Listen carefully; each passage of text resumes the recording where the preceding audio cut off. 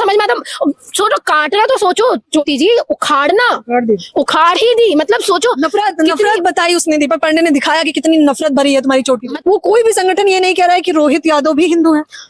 ये संगठन तब आते हैं ज्योति जी जब इनको किसी मस्जिद के नीचे मंदिर निकालना होता है, तब वो बोलते हैं कि हाँ शूद्र भी हमारे भाई हैं, यादव भी हमारे भाई हैं, दलित भी हमारे भाई हैं, सब हमारे भाई हैं, हिंदू राज बनाएंगे, हिंदू राष्ट्र, मुसलमानों को बाहर निकालेंगे। वर्ण व्यवस्था से तुम बांटते आ रहे हो, वर्णों में तुमने बांटा, जातियों में विभाजित तुमने किया, सब कुछ तुमने किया। आज भी जब हिंदू राज बनाना होता है तो तुम लोग ये बोलते हो कि शूद्र भी हमारे हैं, दलित भी हमारे हैं, सब हमारे हैं, हम लोग मेजोरिटी मुस्लिम अगेंस्ट में। तो तुमने अपनाया कब हम लोगों को? हमारे लोगों को इस चीज में ये चुभते नहीं है दिल में बात, जब वो लोग बोलते हैं कि आपके लोग पढ़ते नहीं है, कि हम अच्छा पढ़ के मेरिट में आ जाएंगे, हम यूनिवर्सिटीज में हम लोग कब्जा करेंगे। लेकिन हमारे लोग भेड़ चाल में किसमें पड़े हैं? मंदिर जाएंगे, पुजारी बनेंगे, हम भी कर सकते हैं। तो धर्म का प्रचार ही कर रहा था, तो दीपक पांडे को आपत्ति क्यों? क्योंकि यादव जी नहीं आते ना हिंदू राष्ट्र में, सनातन राष्ट्र में नहीं आते। आप समझो ना, सामने से जब बोल दिया गया कि तुम हमारी जागीर है, ये चीज है ना, हमारी जागीर है कि हम धर्म की बात करेंगे, हम मंदिरों में बैठे रहेंगे। जब सामने से पांडे जी बोल रहे हैं तो यादव जी की क्या औकात। नमस्कार, मैं ज्योति यादव और आप देख रहे हैं रिपब्लिक समाचार। रोहित यादव की खबर मैंने आपको बताई थी, जिनकी चुर्की उखाड़ ली गई थी और कहा गया था अरे तुम यादव हो, मैं ब्राह्मण हूं, तुम चुर्की नहीं रख सकते हो क्योंकि ये तुम्हारा अधिकार नहीं है। आज तुम चोटी रख रहे हो, कल को मेरे धर्म पे कब्जा कर लोगे और परसों मेरा धंधा कब्जा लोगे और उसके बाद तुम कथा कहने लगोगे, तो ये हम बिल्कुल भी बर्दाश्त नहीं करेंगे। ये घटना मध्य प्रदेश के रीवा की है, मध्य प्रदेश जहां के सीएम खुद मोहन यादव जी हैं। क्या कहेंगे अपेक्षा इस घटना पर? देखिए ज्योति जी, क्या बोलूं मैं, मतलब आए दिन कुछ ना कुछ हो जाता है, आए दिन यादवों के साथ में कुछ ना कुछ हो जाता है, आए दिन ओबीसी SC ST कोई ना कोई पिट रहा है, कोई ना कोई कुट रहा है। हाँ किसी की अभी तो ये कमाल की बात है, काटी में नहीं उखाड़ दी गई चोटी, है ना। उसके पहले इटावा की घटना में काट ही दी गई थी, ब्राह्मण के मूत्र से पूरा शुद्धि हुई थी उस इंसान की। और अब तो मुंह पे बोल रहे हैं ये लोग कि हमारा धंधा हथियाना चाहते हो तुम। मतलब इन्होंने अपनी बाप की जागीर समझ के रखी है कि पूजा पाठ हम ही करने वाले हैं, बड़े सनातन गुरु बनते हैं ये। हाँ इनके लोग, और देखो ना जो करते हैं इनके कथावाचक, देख लो क्या क्या कैसे कैसे निहायत ही बेशरम लोग हैं जो आज इन लड़कियों पे गलत नजर डालते हैं, लड़कियों के साथ में कुछ दुर्व्यवहार करते रहते हैं। ठीक है, इनके ही आसाराम बापू जो बार बार रेप के केस के केस में अंदर हैं, राम रहीम जो बलात्कार के केस में रोल पे बाहर आ जाते हैं, 16 बार, इतनी बार तो बाहर ही रख दे, से अच्छा भाई अंदर भी नहीं जा। और कमाल की बात है, अंदर जाके भी अपना धर्म का प्रचार कर रहे हैं। जेल वाले लोग भी इनकी वाहवाही लूट रहे हैं, अरे प्रभु आप आ गए, आप आ गए।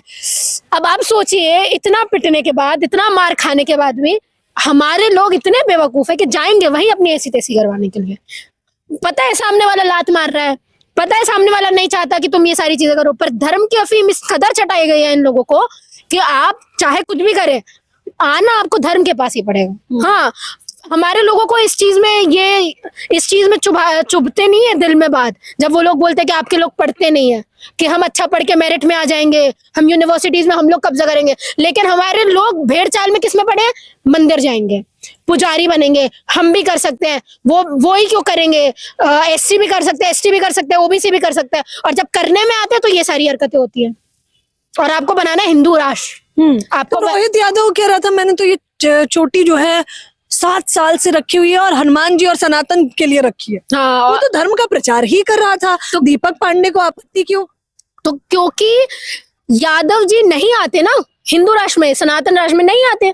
आप समझो ना, सामने से जब बोल दिया गया कि तुम हमारी जागीर है, ये चीज है ना, हमारी जागीर है कि हम धर्म की बात करेंगे, हम सारे मंदिरों में बैठे रहेंगे। जब सामने से पांडे जी बोल रहे हैं तो यादव जी की क्या औकात, क्या बोल लेंगे यादव जी? यादव जी ने 7 साल से चोटी बढ़ाई हो या 8 साल से चोटी बढ़ाई हो, तुमको सबसे बड़ी घटना थी इटावा की घटना, जब आप लोगों को धर्म परिवर्तन करना चाहिए था, लात मारना चाहिए था ऐसे धर्म में, जब जिस धर्म में आप लोगों को इतनी नीचता के साथ देखा हो, जिस धर्म में आप लोगों को ये चीज बोली हो कि तुम हमारा धर्म भी फॉलो नहीं कर सकते, तुम हम पुजारी भी नहीं बन सकते, तुम कथावाचन भी नहीं कर सकते, तुम कुछ नहीं कर सकते, तुम बस हमारा बेड़ा उठाओगे हिंदू धर्म का। उस वक्त यादवों को छोड़ना चाहिए था, उसी वक्त तुरंत छोड़ना चाहिए था वो धर्म। लेकिन नहीं, आए दिन घटनाएं होती है तो आप लोग अपनी छाती फाड़ने आ जाते हो कि हमारे साथ में ये अपमान क्यों। तो जब बोला जा रहा है कि तुम्हारे साथ में यही चीज होने वाली है, यही चीज करेंगे, लेकिन तुम उनकी अफीम में आ जाते हो कि हिंदू राज बनाएंगे, हिंदू राज में सब एक होंगे। नहीं हो ना तुम एक, यार तुम ये चीज क्यों नहीं मान लेते कि तुम एक नहीं हो?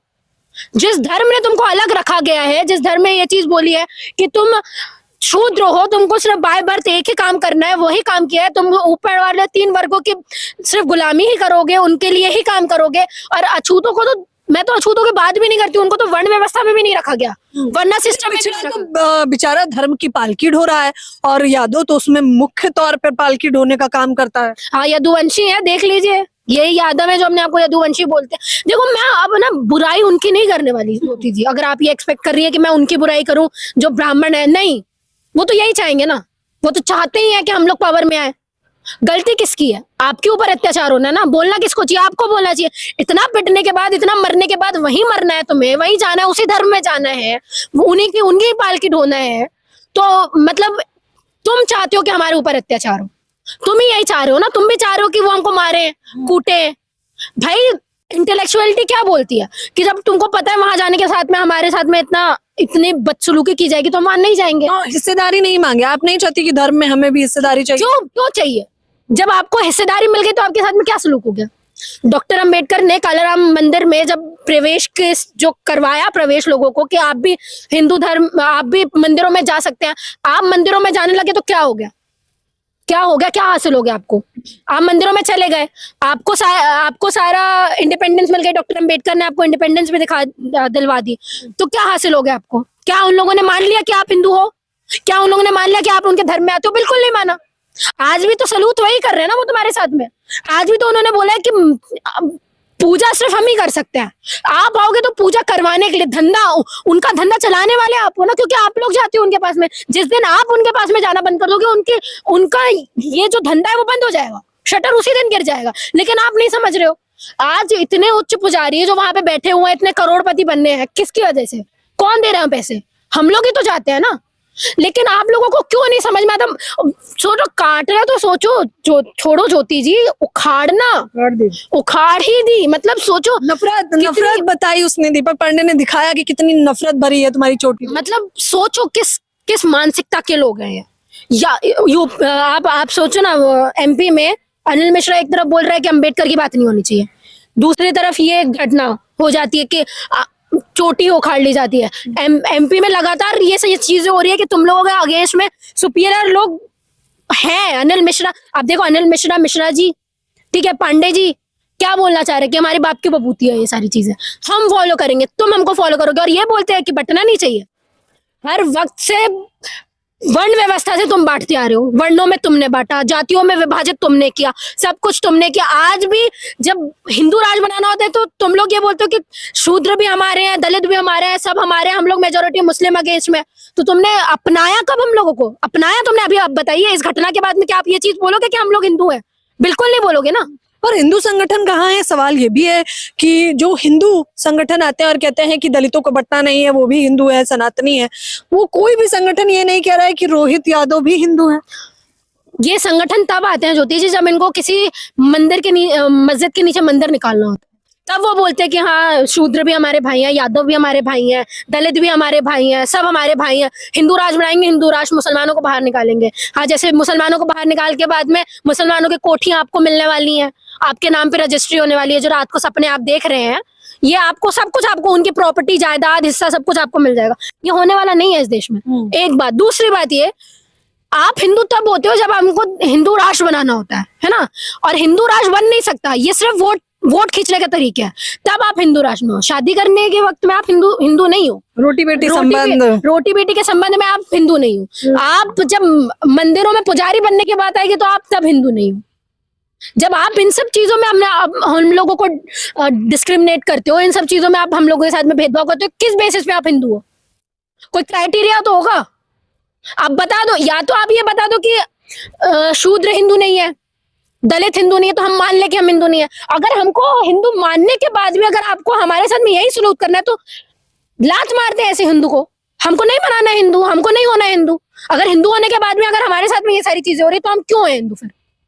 आप लोगों को मालिक करने के लिए कि मालिक आप जैसा कहें, आप हमारे ऊपर अत्याचार करें, ये क्या आपके राजशाही चल रही है? ये क्या आप लोग बैठ गए हो तो राजा की जो जितनी सेवा करेगा उतना अच्छा उसके साथ में? बिल्कुल नहीं ना। डेमोक्रेटिक कंट्री है ना, हमारी मर्जी। हमारी मर्जी, हमको नहीं मानना है, नकार दिया हमने आपका हिंदुत्व। क्या क्या कर लेंगे ये बताइए, ये 15% लोग क्या कर लेंगे? अच्छा, ये भी कहा जा रहा है मुख्य तौर पर कि पुलिस प्रशासन ने एक अलग ही एंगल दे दिया। उन्होंने कहा कि दीपक पांडे और रोहित यादव की आपस में किसी बात को लेकर तू मैं होती है और इस वजह से वो चुटकी उखाड़ देते। आपकी तू एंगल ही बदल दिया। नहीं, मैं तो बोल रहा हूँ आपकी तू मैं किसी भी चीज में हो, क्या ये बयानबाजी करना सही है कि तुम यादव हो, तुम्हारा काम ये नहीं है? ये पर्सनल नहीं होता ना, ये आप फिर पूरी कम्युनिटी को बोल रहे हो कि अकेले यादव वही है, अकेले पांडे जी वही है। आप पूरे कम्युनिटी को रिप्रेजेंट कर रहे हो ना।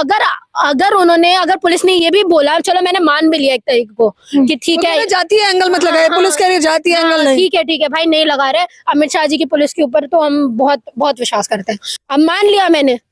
पर अगर स्टेटमेंट तो यही निकल के आई है ना कि तुम यादव हो, तुम हमारा काम करोगे तो बाद में हमारा धंधा भी तुम ले लोगे, बैठोगे पुजारी भी तुम बनोगे, तो ये क्या पर्सनल एंगल हुआ?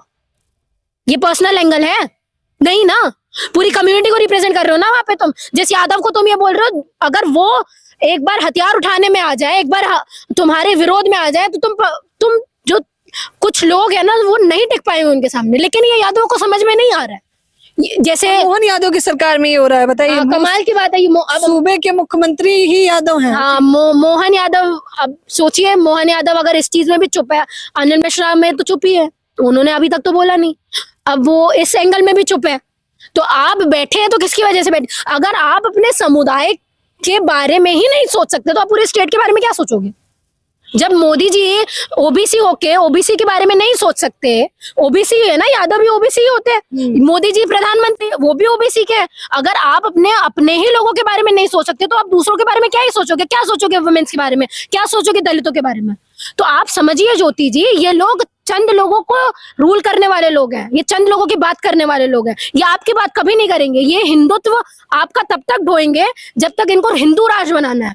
आप उसके बाद में आपको बांटा जाएगा शूद्र होने के लिए, दलित होने के लिए, उसके बाद रोटी बेटी का संबंध नहीं करने वाले ये लोग। आप कुछ भी कर लीजिए, आपके साथ रोटी बेटी का संबंध तो नहीं होगा।